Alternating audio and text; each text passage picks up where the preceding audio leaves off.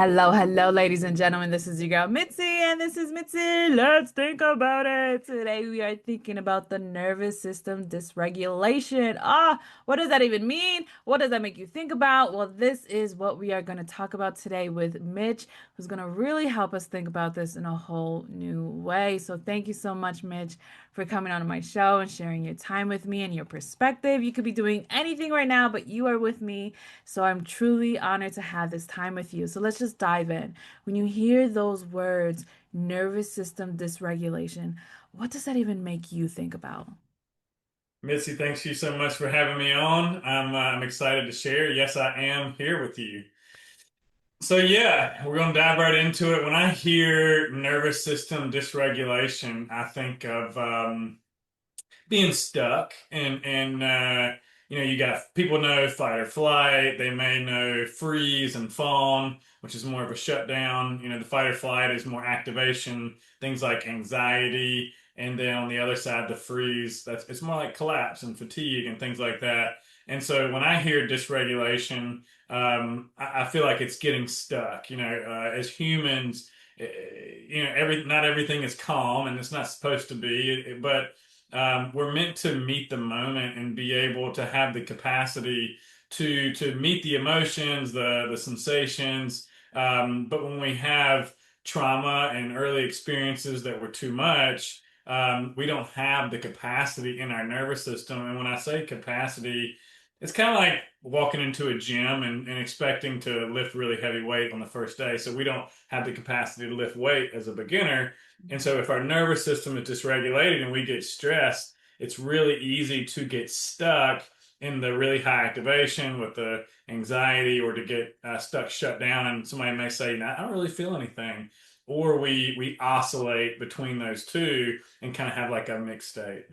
Oh, absolutely. And I love the way that you broke it down to basically like getting stuck. You know what I mean? Anybody can relate to that. Anybody can put themselves, close their eyes, and position themselves in a moment where they felt stuck, where they Mhm. felt that high anxiety, where they felt that fear factor come in, like, "Ugh, ugh, like what do I even do?" Like, or that numbing factor. Oh my goodness, how many times have been so overwhelmed, frustrated, where you're just like, I just don't feel anything. I am just operating as a unit. You know what I mean? And there's so many people I have encountered who feel that way, and it's so sad. So Mhm. sad because it's like depending on where they are in their frame of mind, where that giving up moment, oh, it's so hard to motivate somebody who's in that giving up moment. So like how would you motivate somebody at at that point where they have given up? Well, if they've got to a point where they're giving up, I think that's where education comes in. Yeah. It's learning about the biology of stress and how our nervous system works, what's going on for you, and that the nervous system is meant to shift and change. And so, with someone who's stuck, just learning, like, oh, like a lot of the work that I do with clients is normalizing what's going on. That, hey, yeah, you've been through some shit and it was really difficult, and that's hard and it's tough, and what you're experiencing is normal. And so we're going to dive into some in the beginning too. It is so much education. Again, normalizing their emotions, their sensations, whatever's coming up, and saying, yeah, yeah, man, your nervous system is actually working perfect for the situations and the experiences that you've been through. So it's normal, and then let's learn. And then as we learn, we can start to look for those shifts. And it's kind of like putting in the reps. The more we see it, the more we start to believe it. We start to experience and feel that in our nervous system. And yeah, the more safe we feel, the more our nervous system gives us, and the more we're able to meet. And it's really meeting these younger parts that didn't get to express themselves. And Yeah. when we meet that with compassion instead of trying to fix it and make it go away, magic happens. Oh, absolutely. I love it, Mitch. I love your perspective and the way that you broke it down and making people realize it's normal. You know what I Mhm. mean? We weren't really taught this. So many generations continue to operate in a system that is not very functional. I mean, it's not very it doesn't really get you where you need to be. You know what I mean? It's like it's like if you got a motorized bike, not realizing there's a motor on it and you're still riding the pedals. And you know what I mean? You're still riding the pedals, pushing it, pushing it, pushing it, pushing it. And then you realize, oh, if I put gas in it, then I can turn it on and it goes and it gets me there faster and I'm able to do so many things.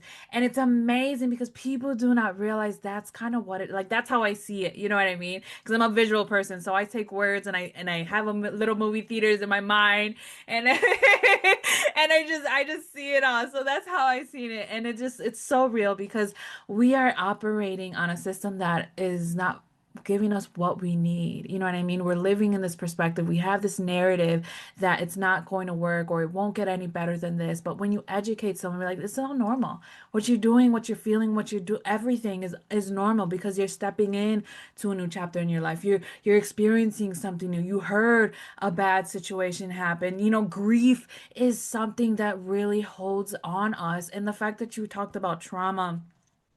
Oh, I love that because it's so real. We have to hug our younger self. We have to acknowledge our younger self. We have to realize that our younger self is trying to take the real and trying to really let you know that this may be dangerous. You know what I mean? And that's all that it is, but it's normal. And I Mhm. love that you say that it's normal. And I love that you're putting that into your client's mind and their perspective because it's like I say, it's like you have to shift your head because we have blinders on and we are focusing on one direction. But when you shift, you realize, oh wow, there's more. You know what I mean? Oh wow, there's all these endless opportunities, or this is okay. I just have to learn to feel this, learn to process this. And then while I'm doing this, I can recognize what causes this. So then if I'm in this situation again, I know how to handle this in a better way. Because that's where a lot of the times I've learned that addiction comes into the place because it's like a stress reliever. You know what I mean? You're trying to stress relieve whatever situation that you feel anxiety in or you feel stressed out in, and then you go into these bad habits that can eventually lead to addiction. You know what I mean? So it really does bring it all into perspective, and it really has to. You have to ask yourself these hard questions. You know what I mean? Like, what really makes this work for you? So it's like I have to ask you, Mitch, when did you realize your system was irregulated, if that's the right word? That's a great question. Let me write that down because I want to go back and you said some really cool things there. When did I notice? Okay, so yeah, I mean, I think it all starts with awareness, right? And so much of this is unconscious, and again, that's Yeah. because the unconscious is protecting us. We have Hmm. protective parts that wipe our memory of these really hard things because again, we don't have the capacity. It's too much for our nervous system, and so when you're describing that person, it's me. You know, I had so much sensation that I didn't know what to do with it. I didn't know what emotions were. You know, as men, I think we're allowed to have like anger and rage, and that's about Yeah. it. And Yeah. I just picture this duck on the top of the water, and it Okay. looks smooth and it's gliding, but Hmm. underneath, you know, those little legs they're going crazy. But They're we're working.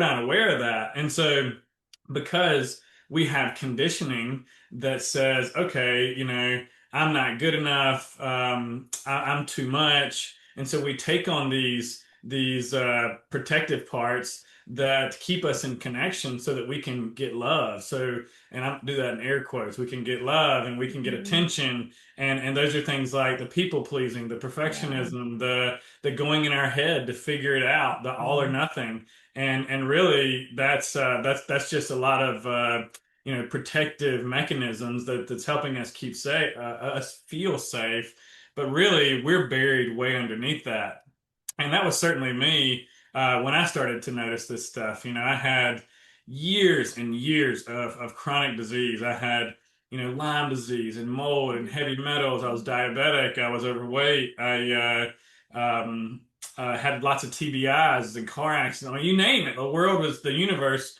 was really trying to wake me up. And Yeah. I got my first dose of awareness, you know, where we all start in a men's group. And what's kind of funny and can show you how far you know you can come in go in a short period of time is I was reading the Body Keeps the Score. I was a health coach. I was used to hacking and you know biohacking and controlling through food and supplements and workouts and you name it. I had every tool for the job as I thought. But what I was doing is just overwhelming and forcing myself and controlling how I feel with Hmm. all of these tools. right? Yeah. So I went into the men's group, and at this time, I remember thinking I started it. Two guys asked me to start it with them, and I remember thinking I'm going to help these poor bastards who have mental health issues because I thought that I was going to help with nutrition. I thought Mm. that these guys just don't know how to eat. They're Yeah. nutritional deficient, and that's what causes trauma. And boy, was I wrong. And so, I go into the group. I shared some personal stuff and was kind of that toxic masculinity, like I'm going to overwhelm and force this thing, Yeah. this person that I'm talking about. And I thought that was cool. That's what as a guy, there's a lot of immature masculinity running the show these days. And Hmm. luckily had a guy pull me aside and say, "Hey, man, that book you're reading, the trauma." And I was like, "Yeah." He's like, "That's you." And I was like, "What?" And it's kind of odd to confront someone like that, but that's what I needed. I thought at that time that trauma meant, there's no way that I could have trauma. When I got to the childhood part in the book, I skimmed past it because I was like ashamed to even consider that, with my upbringing. And there was a lot there, a lot stored, and a lot that my protected parts didn't want me to feel. And I quickly started to learn about this stuff, and man, kind of opens Pandora's box. And it's been probably 3 or 4 years, and it's been quite the ride. And I've been studying this stuff, and it's really been my go-to when it comes to coaching now because I feel like we get sick because we don't process this stuff, and we just store it in our body. And I don't think we get old anymore. That midlife crisis that people get, that's just trauma piling up. The bucket is overfull and it's overflowing, and we got to meet that stuff and start to get it out of the system. Oh, I love what you said, and I love how you shared it because you brought us into an insight that a lot of people don't are not willing to step into. You know what I mean? They're not Mhm. willing to acknowledge the fact that that is what they're going through because they're masking it and pushing it aside because confronting it requires you to take a second and realize what is really going on. And I think that's the thing, the beauty and the curse of awareness is that it allows you to realize that one, you're not perfect, two, you never will be, and three, it's okay. You know what I mean? It's okay. And that last part, what is so validating because we're human. Mhm. We're not meant to be perfect. We're not meant to be alone. We're not meant to live this life as if we're self-operational. It is not good for any of us to think in this manner. You know what I mean? And the fact that somebody had the balls enough to come to you and be like, "Yo, you're this person," and they must have felt some type of comfortability with you to say that because that's real. You know what I mean? That's real to be like, Maybe this is time for you to focus on that." You know how hard it is to have that conversation with somebody? Oh, it's a it's It's a a difficult thing. It's a total red pill moment. I mean, this led to what I would call a spiritual awakening, and you're opening Pandora's box, and it's there's micro, personal, deep stuff, and then there's society, and seeing Mhm. that, and that's why we have to go slow. Guys like me that have kind of been all or nothing and deep into the pool and jump in, ask questions later, kind of thing. We really have to slow down and learn how to titrate and do tiny little bits because you open that door too quickly and it'll blow you out. I mean, that's what it's called. And I spent a lot of times getting my butt kicked and biting off more than I could chew because I was never taught that. So it's all part of the process is slowing down tiny little bits and really listening to your body and letting your nervous system be the guide instead of going with the old pattern or relying on what this guy or that girl says.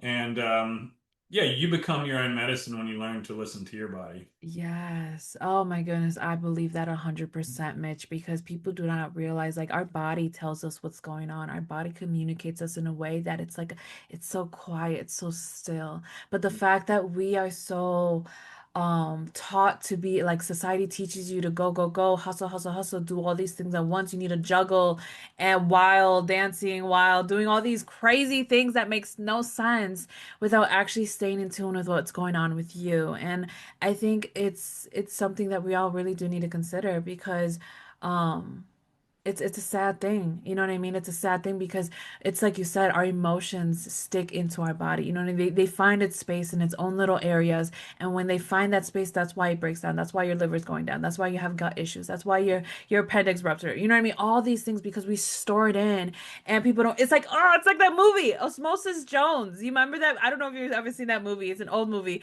It's Osmosis Jones where Tom Hanks is some guy that works at the zoo and he gets this disease and it goes in and it's like a cartoon inside, so it's like the inside his body they're trying to elect a new mayor to have him eat healthier and to do things because it shows how the body is just all nasty and ugly. So it's a whole new thing and it's like it sounds like your body was able to get a new mayor that was able to deal with everything on the Yeah. inside. I know it's so funny that that's what I think of, but that's instantly the first thing I think of, the Moses Jones movie. If you haven't seen it, go see it because it's a little old. It was like in the 90s, I think, or the Hmm. early 2000s. I'm not sure. It definitely rings a bell. I remember that. Yeah, and it's really it's all well, Chris Rock is in it too. Mm. And it's a good movie, but it's so real because our body really stores things, and that's why heart attack. What's the leading cause of heart attack? Stress. You know what I mean? Stress right there in your heart. Boom, boom, can't pump anymore. Well, when we back out of that, like we know life is stressful, and it's like we want to be able to meet that stress and have the capacity to it. But when things go wrong, when we get sick, when we get the autoimmune, when we get the heart attack, that's because the body's been screaming for so long. And when we have trauma, we disconnect from our body. We don't listen to it anymore. Maybe we're afraid to feel the sensations that are below our neck, and so we Yeah. retreat into our head and we think our way to safety. And we got a culture that glorifies burning the candle at both ends, hustling, and that always leads to burnout. And so many people, younger and younger, it's happening, are burnout. And you got everybody from the high performer. These are all the people that I work with: the high performer, the biohacker, the mom that has three kids trying to be fit, running a job, and doing all the things. And it's like we expect people to do that, but we don't expect them to slow down and rest and give themselves permission to listen. And so they can't hear the whispers, and eventually the body screams. And those of us that are lucky enough to feel that, it's a red pill moment. It's a waking up. You get to decide: are you gonna listen and slow down? Or are you gonna keep going and run this thing into a ditch? Yeah, exactly. And it's I love your analogy with the duck. Oh, I love that. When you said it, it's like I think of a duck and the little feet, beep, boop, boop, and it's moving under the water and we don't see that action. It's so real. You know, what I mean, we don't realize that's how our body is. And I love how you also said like we go up in our head and we stay there and retreat and we don't even care. Like you could see people who don't even care about their body anymore. They get hit by they scratch their arm and there's a big gash and they don't even care to get it stitched up. They don't care to go to urgent care. They don't care about anything because what's the point? You know what I mean? That slogan, that's their slogan for their livelihood is what's the point? And it's sad because it's like you matter. You know what I mean? And I wish we actually lived in a society that actually taught that, taught to make people feel does as an individual as a whole that they matter, that their impact into this world matters. But instead we don't have that. We have, like you said, that oh high performer, that biohack, that all those just keep going, hustle, hustle, hustle, and that you're replaceable. You're just a number. You know what I mean? So people are here thinking that they're replaceable and they're just a number, and that's when they also get their nervous system out of whack because they get panic attacks thinking, "Oh, then what am I going to do? What am I going to do? Has no purpose. Oh my goodness."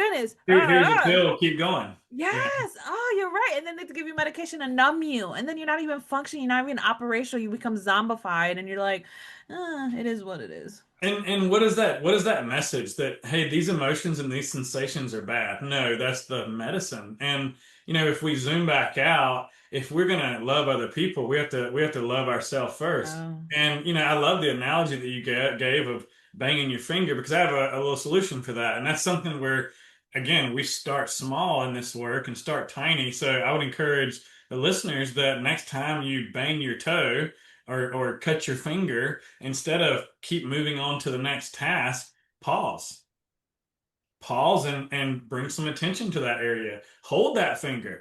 How would you treat a little kid that had a boo-boo? It's like, oh, you got a boo-boo. That sucks. Where does it hurt at? In your finger? Oh man, what can we blow on it? Whatever that is, that's attunement. That's meeting ourselves. That's loving ourselves. And it's not like we got to have this whole protocol and make this grand gesture out of it. spend 30 seconds connecting with yourself, easing your attuning to yourself, bringing some ease into the system, and then go about your business. You'd be interested to see that the pain that and the healing process is so much quicker when we pay attention instead of shuttling it to the side and moving on to the next thing. Our bodies just want our attention.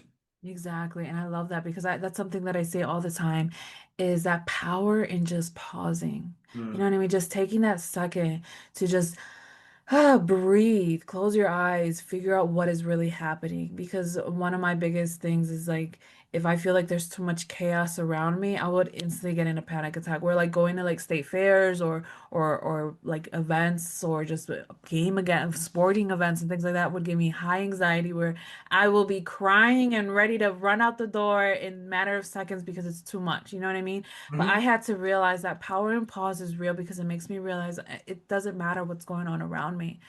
It matters what I feel inside. Yep. Inside me matters. My emotions matter. I matter. It's okay. Everything, you know what I mean? Like you have to talk to yourself.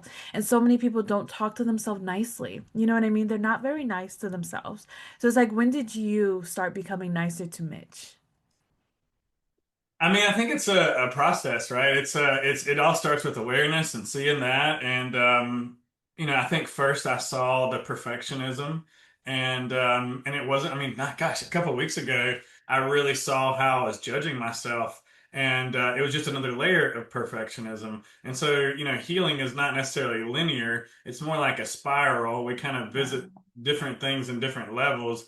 But for me, I was trying to make a trying to make the right decision is perfection. And then also, when we talk about freeze, I want to go back to the comment you just made about walking into a stadium. The way we go into shutdown is when things happen everything everywhere all at once, right? And so of course we're going Mhm. to shut down. And so for me, I was staying frozen because no matter what decision I made, I was damned if I do, damned if I don't, because it wasn't perfect. Perfect is Mhm. impossible. And so now I'm frozen because I can't make a decision because I'm afraid of being punished for not doing the perfect thing, which perfect doesn't exist. And so now I can't even make a decision. And I'm frozen with decision making fatigue, if you will, because I'm afraid of being bad or wrong or whatever. And of course, that comes from childhood and our upbringing and our conditioning. But once you can see it, you don't have to be it. It doesn't mean that, Yeah. hey, I can notice this pattern and it's right away. The brain can intellectualize a lot quicker than the body, but it's starting to meet those moments when, oh shit, I am really being nasty to myself. And it's all about observation. And in the beginning, we don't want to rush in and change it. That can cause a lot of resistance and cause us to stay stuck as well. We just really want to get curious with it. Like, oh, so if this was happening to me, if I was talking to myself really ugly, let's say, of course, in a session, that's when we do that. But like, say I notice it and I'm somewhere where I can't do that and I caught it. That's good. As we're doing this work in the beginning, it's like first we intellectualize it, then we can kind of see it happen after the fact. And then we start to catch it while we're doing it. And then we go to do the thing and we do something different. And that's literally rewiring the brain. And it all starts with curiosity and going like, hey, I see you. I can hear what you just said. And like, tell me more about that. Like, why do you feel that way? And then like, to make it a somatic experience, where do I feel that in my body? What kind of images do I get? What kind of sensations does this bring up? And now you've built out this picture, you've opened up this pathway in the brain, and eventually that's how you move something out is just loving it. Yes, yes. And you're right, it does take time. It takes time to learn who you are. You know what I mean? Like you rejected yourself for so long. I mean, not you specifically, but you know what I mean? Like Oh no, you're right. in general, like we do that all the time. Like every single soul or every person that's listening, you know that there's been a time where you rejected yourself, and you know when there's a time where you accepted yourself. And when you rejected yourself, you know how that made you feel. And when you accepted yourself, you also know how that made you feel. And it feels better to accept yourself. And the one thing that I do, I have conversations with myself. Like I'll be in the kitchen doing things. I'm like, you know what? what, that is a better idea. Like, you know what I mean? Like, Oh I'd be yeah. like, that makes sense. Like, I'd be having those moments, and my husband's like, what are you doing? Like, why are you saying these things? Like, who are you talking to? I'm like, listen, it's a me and me conversation. So please see yourself out because you're not gonna understand, and I don't want to have this conversation with you out loud. So, you know what I mean? And it's okay to say that because he understands. He's like, okay, whatever. But it's like we need to get more comfortable with ourselves because we don't always have to like ourselves, but we don't always have to love ourselves, but we have to know ourselves. You know what I mean? And once we know ourselves, then we can give ourselves the grace to handle life and the grace to deal with people and the grace to know that you're going to make mistakes and you're learning along the way and everybody else is learning along the way too. There's no real cheat code to this besides giving yourself the break that you need. And it sucks because time is catching up to us, Mitch. I feel like I could keep talking to you for hours on end, but what can be some lasting words that you can leave us off with to keep on thinking?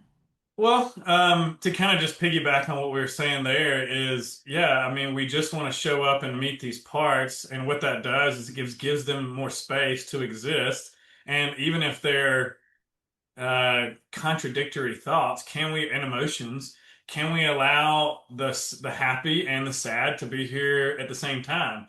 Can we get interested in what both of these want and allow them to be here? That creates more space, more capacity. We're able to regulate better, and then we get agency back instead of, oh, I have to do this or I have to do that. We understand that we are a complex being and that Mhm. we can make choices, we can learn from them, we can be wrong. That's okay. That's not failure. That's feedback. And the more space and Yes. the more agency we have, and the more feedback we can get, the Yes. more choices and better human we can be. It's we're not done until we're dead. Exactly. And even when we're dead, who knows if we're done or not, right? And you never know. So We're please. done with this body and this Yeah, body. exactly. You never know what else is gonna happen. So exactly, there's so much life has to offer, and that's why it gives me so much appreciation for life. Because if I'm just learning this now and I just want to know more, what else can I find out 5, 10 years from now? It's like, why stop? You know what I mean? Just The deep allow rabbit hole. yourself, exactly, just positioning yourself to be that universal student. There's But always an opportunity to learn because then you use discernment to decide where it falls in your values, where it falls in your faith, in your walk of life, and then you can decide where it fits in your body if it's something that's worth doing or not. You know, not everything is for you, but not everything is also not against you, you know. So certain things are really there to be for you. So if you want to know more about Mitch, because how could you not after this conversation? How could you go check him out. I have access to his website in the description. If you're listening in audio, just click in the link and you will find all of his great stuff that he has to offer the world. Great content, just so that you can continue on listening. And if you're on YouTube, and in the description, you find access to all of his social media links and his website, all of the greatness that he has to offer the world. So you can follow his life, reach out to him if you want to know more, if you need that extra assistance, or if you're curious and have another question you want to follow up on. Go hit him up. He's your guy. So, and he has a podcast. And so that gives you even more reason for you to check him out and keep on thinking. You know what I mean? So, with that being said, bye.